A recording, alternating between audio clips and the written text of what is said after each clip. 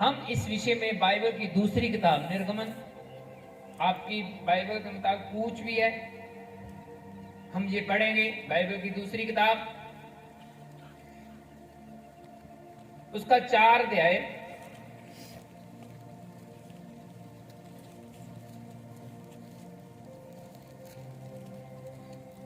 बीस से लेकर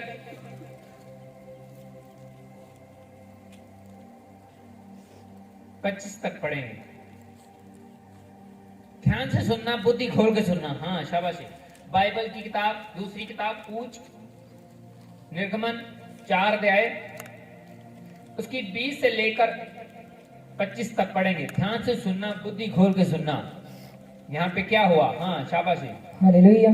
तब मूसा अपनी पत्नी और बेटों को गधे पर चढ़ाकर मिस्र देश की ओर परमेश्वर की उस लाठी को हाथ में लिए हुए लौटा। तब यहोवा ने मूसा से कहा, जब तुम मिस्र में पहुंचे तब ध्यान रहे कि जो चमत्कार मैंने तेरे वश में किए हैं उन सबों को फिरौन को दिखलाना, परंतु मैं उसके मन को हठीला करूंगा और वह मेरी प्रजा को जाने ना देगा। और तू फिरौन से कहना, यहोवा यों कहता है कि इस्राएल मेरा पुत्र वर्ण मेरा जेठा है, और मैं जो तुझसे कह चुका हूँ कि मेरे पुत्र को जाने दे और वह मेरी सेवा करे, और तूने अब तक उसे जाने नहीं दिया, इस कारण मैं अब तेरे पुत्र वर्ण तेरे जेठे को घात करूंगा। तब ऐसा हुआ कि मार्ग पर सराय में यहोवा ने मूसा से भेंट करके उसे मार डालना चाहा। तब सिपोरा ने एक तेज चमक पत्थर लेकर अपने बेटे को खलड़ी को काट डाला और मूसा के पांवों पर यह कहकर फेंक दिया, निश्चय तू मेरे लिए ही लहू बहाने वाला मेरा पति है। और परमेश्वर ने क्या बोला था मूसे को? जेठा पुत्र परमेश्वर ने किसको कहा था? याकूब को।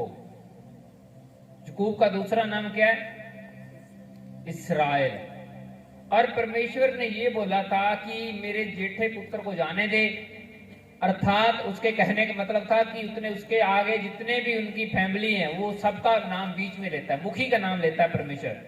कि जेठे पुत्र ओनली याकूब की बात नहीं हो रही, उसका पूरा घराना, उसकी पीढ़ी के जितने भी लोग वहां फंसे हुए मिस्र में, उन सबको परमेश्वर ने बोला था कि मेरे जेठे पुत्र को जाने दे, मेरी सेवा करे। अगर तुमने ना जाने दिया तो मैं जितने भी फिरौन तुम्हारे आसपास है, जितने भी जेठे, हम सबको मार दूंगा।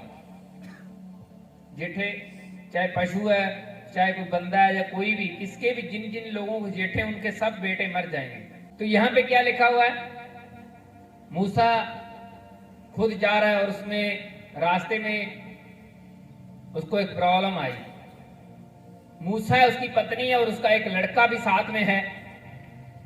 रास्ते में क्या हुआ कि उसका जो बेटा था प्लेठा, कौन सा? मूसे का, परमेश्वर उसको मारने की तैयारी में था। और जैसे ही उसकी पत्नी को पता चला कि ये मेरे बच्चे को परमेश्वर मारने वाला है, तो उसने क्या किया? उसने फटाफट उसका जो पुराने नियम में कानून था कि बॉडी को कट लगा होना चाहिए, तो परमेश्वर जानता कि ये मेरे लोग हैं निशानी के तौर पे। और आज की डेट में अगर हम बात करें तो आज की डेट में बपतिस्मा होता है। पहले क्या होता था? बॉडी को कट लगाते थे, चमड़ी को कट करते थे, ये हमारे लोग हैं। और आज की डेट में बपतिस्मा होता है। पहले यीशु मसीह के आने के पहले वो कट लगाया जाता था बॉडी की चमड़ी को। और परमेश्वर ने मूसे के बेटे को मारने की कोशिश करी, खुद उनको भेजा कि मेरे लोगों को छुड़ाने का काम कर। और वो अपनी पत्नी को साथ लेके, अपने बच्चे को साथ लेके रास्ते में जा रहे हैं, और उसकी पत्नी को पता चल चुका था कि परमेश्वर मेरे लड़के को मारने वाला है। उसने फटाफट अपने छुरा लिया, उस लड़के का चमड़ी का थोड़ा सा कट लगाया, जिसे हम सुन्नत भी बोलते हैं। तो परमेश्वर ने उनको छोड़ दिया। उसने बोला अब मैं तुम्हारे बच्चे को नहीं मारूंगा। इसका मतलब क्या है? इसमें दो बातें सामने आई। जैसे ही वो वचन तोड़ रहे थे, जो परमेश्वर ने बोला था कि जैसे बच्चा होगा उसके 8 दिन बाद, 10 दिन बाद, महीने बाद, जैसे भी नियम था उसके कट लगाना है। लेकिन मूसे की घरवाली ने मूसे ने खुद उसके कट नहीं लगवाया उस बच्चे का। और परमेश्वर ने बोला कि ये मेरा नहीं बच्चा हो सकता, ये परमेश्वर का चुना हुआ नहीं, इनको मैं मार दूंगा। और जैसे ही उन्होंने कट लगाया, परमेश्वर को पता चल गया ये इसके ऊपर मेरी स्टैंप लगी हुई है, इसको कट लग चुका है, इसको अब मैं नहीं मारूंगा।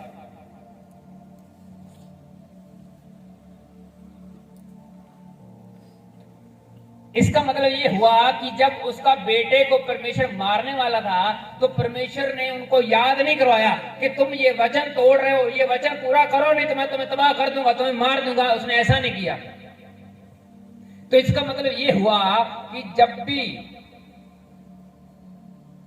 भी आप कायदा कानून तोड़ोगे परमेश्वर का, तो परमेश्वर ने आपको बताने नहीं आ जाना ये कर ले, नहीं तो मैं तुम्हें छोड़ूंगा नहीं। परमेश्वर ने आपको नहीं बताना, उसने पहले बता रखा है। जो चीज परमेश्वर ने आपको पहले बता रखी है वो सेकंड टाइम परमेश्वर बताना उचित नहीं समझता कि ये तुमने कानून तोड़ा है। दूसरी बार उसको उचित नहीं समझता कि ये काम पूरा करो नहीं तो मैं तुम्हारा नुकसान कर दूंगा। एक बार बताता है किसी भी द्वारा, वचन के द्वारा, नबी के द्वारा, किसी भी तरीके प्रोफेसी के द्वारा। सेकंड टाइम वो आपको चेतावनी देने नहीं आता कि ये सीधा हो जाए नहीं तो मैं तुम्हें रगड़ दूंगा, ऐसा नहीं बोलता। बता सकता लेकिन उनको बताना अच्छा नहीं लगता। किसको? परमेश्वर को। क्योंकि वो भिखारी नहीं है कि वो बार बार मांगता रहे ऐसा करो ऐसा करो ऐसा करो। उसने एक बार बता दिया, बाइबल लिख दी, वचन कान में डाल दिया, उसके बाद अब आपकी जिम्मेवारी है कि वो दोबारा आपने काम करना है कि नहीं करना, उसके अकॉर्डिंग चलना है या नहीं चलना। जैसे ही मूसे की पत्नी को ये पता चला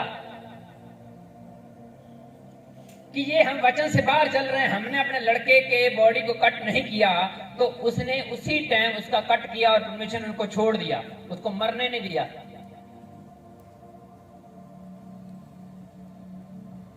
जैसे ही मूसे की पत्नी को कारण समझ आ गया कि मेरे लड़के को परमेश्वर इस कारण मारना चाहता है, उसने जैसे वो कारण को ठीक किया, परमेश्वर ने उनको आजाद कर दिया, जा मैं तुम्हें छोड़ता हूं, नहीं मारता। तो सेम आपके साथ भी ऐसा होता है, हो रहा है।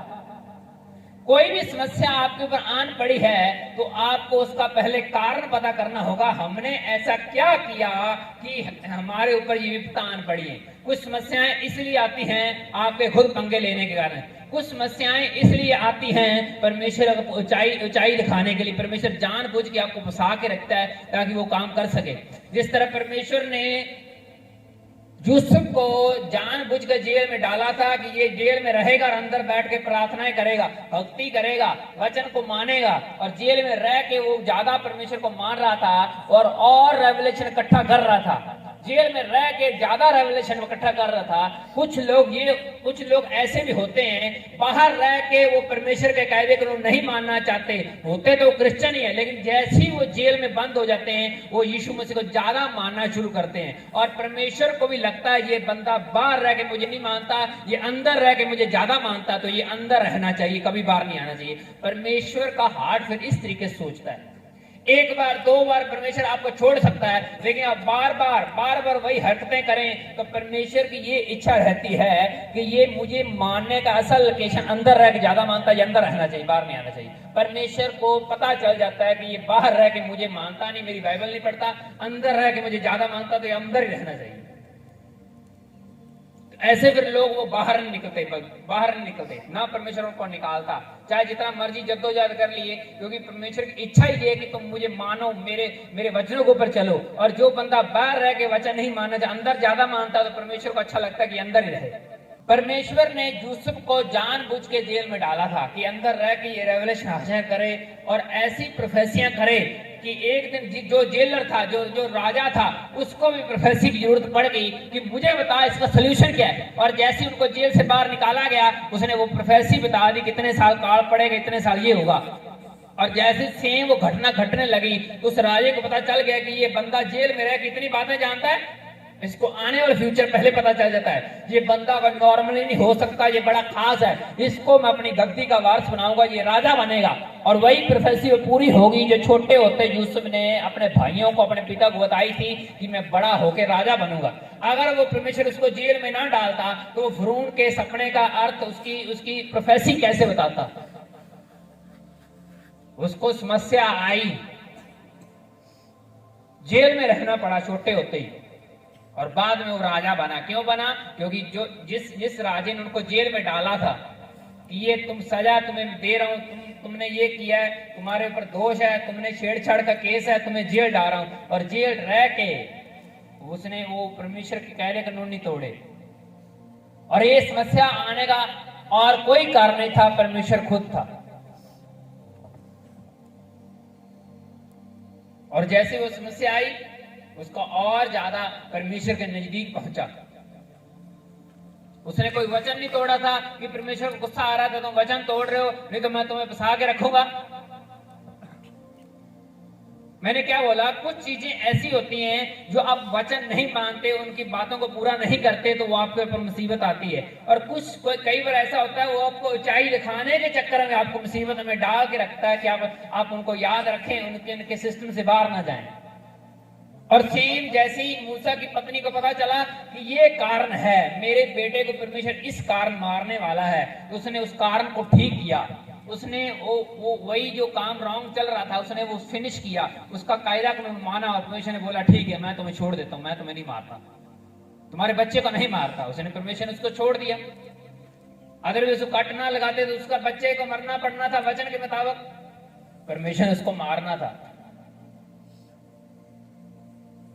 तो सेम कुछ मुश्किलें आपके ऊपर इसलिए क्योंकि उसका पीछे कोई ना कोई कारण है। जब तक आप वो कारण नहीं ठीक कर लेते परमेश्वर भी आपके ऊपर गुस्सा निकालता रहेगा। वो मूसे के बेटे की तरह आपको सीधा मारने तो नहीं आएगा, लेकिन वो आपको मुसीबतों में डाल के रखेगा। वो आप फंसे रहोगे, कहीं ना कहीं उलझन में पड़े रहोगे। और जब तक आप वो कारण नहीं ठीक कर लेते वो उलझन बनी रहेगी। जैसे ही आपकी बुद्धि को पता चल जाएगा, जैसे ही वो समा फिनिश हो जाएगा तो आपको पता चल जाएगा मैं ये नहीं कर रहा, मुझे ये करने की जरूरत है। जैसे ही वो करोगे वो कारण ठीक हो जाएगा और परमेश्वर अपना गुस्सा आप पर हटा लेगा, आपकी बीमारी आपकी समस्या अपने आप चली जाएगी जब वो कारण ठीक करोगे। कई बार क्या होता है कि लोग सिफारिशें करवा के हीलिंग तो ले लेते हैं, वो परमेश्वर ने हीलिंग करनी है क्योंकि परमेश्वर ने अपने नबी को बोल रखा है कि मैं तेरी प्रार्थनाओं को अचंभे काम करूंगा। लोग अपने नबी की प्रार्थना को हीलिंग तो ले लेते हैं लेकिन वो कारण फिर भी नहीं ठीक करते, फिर और वो जान पड़े होते हैं। मान लो आप किसी समस्या में हो, उसका कारण ठीक किया लेकिन आपने किसी नबी से प्रार्थना करवा ली है, उसके ऊपर वरदान है वो काम करने ही करने, लेकिन कारण अभी भी ठीक नहीं किया तो दूसरी मुसीबत आपके ऊपर फिर आन पड़ेगी। अब ये कौन सा कारण है? कौन सा कारण है? ये सबकी जिंदगी के अलग अलग कारण है। जैसे मूसा की पत्नी को पता चल चुका था कि परमेश्वर मेरे बेटे को क्यों मारना चाहता है, तो उसने वो वचन पूरा किया। वो कौन सा कारण बन रहा था, उस कारण को सही किया और परमेश्वर उसको जाने दिया कि अब मैं तुम्हें बच्चे को नहीं मारूंगा। तो इसका मतलब क्या है? इसका मतलब ये हुआ कि आपके ऊपर जो भी मुसीबतें हैं या तो परमेश्वर आपको ऊंचाई दिखाना चाहता है या फिर आपने कोई ऐसा काम किया हुआ है जिसकी वजह से आप फंसे हुए हैं। जब तक वो कारण ठीक करते परमेश्वर भी आपके ऊपर गुस्सा छोड़ेगा नहीं, निकालता रहेगा। चाहे बीमारी आपके ऊपर आए, चाहे किसी और मुसीबत में वो डाल के रखे आपको। मैं सच बोल रहा हूं। जैसी प्रोफेसी होती है तो मैंने ये चोरी करी हुई है, वो माफी मांगते हैं परमेश्वर से कि मैं ये कारण ठीक कर रहा हूं, तो उसकी रिपोर्ट आपको नॉर्मल मिलती है। यहाँ पे एक दिन बिलियाम बोल रहा कि परमेश्वर मैं यहाँ पे चला जाऊं, मुझे राजे ने बुलाया। परमेश्वर ने बोला नहीं जाना, उसने बोला नहीं जाना। सेकंड टाइम फिर मुंह उठा के दूसरी बात पूछ रहा है कि परमेश्वर मैं चला जाऊं, रास्ते में मौत आ चुकी है। और गधे ने बताया कि ये कारण है, परमेश्वर की इच्छा नहीं थी तू जाओ, लेकिन फिर भी तुम अपनी मर्जी से वचन तोड़ के जा रहा है, यही कारण है तुम्हारी मौत आ रही थी। उसको फिर समझ आ गया। फिर उसने जाके इस्राएलियों को श्राप नहीं दिया, जो राजा उसको इस्तेमाल करना चाहता, उसको कारण समझ आ गया कि परमेश्वर नहीं चाहता कि मैं इस्राएलियों को श्राप दूं, जो मेरे ऊपर वरदान है उसको इस्तेमाल करके अपने परमेश्वर के लोगों को नुकसान करूं। उसको समझ आ गया तो परमेश्वर ने उसको छोड़ दिया। उसने बोला मैं नहीं मारूंगा। अगर वो बोलता मैं तो राजे का वफादार रहूंगा, मैं तो श्राप दे के आऊंगा, तो परमेश्वर को पता था कि ये इसको मारना उचित है, उसने उसको मार देना था एंजल ने। और जैसे ही गधे ने बताया कि परमेश्वर नहीं चाहता कि तुम इस्राएलियों को श्राप दो, उसको कारण समझ आ गया कि इस वजह से मेरी मौत तय हो चुकी है। उसने कारण को ठीक किया, उसने बोला मैं उनको श्राप देने नहीं जाऊंगा, और परमेश्वर ने उसको नहीं मारा। कितने लोगों को ये वचन क्लियर समझ आ रहा है मैं क्या कहने की कोशिश कर रहा हूं।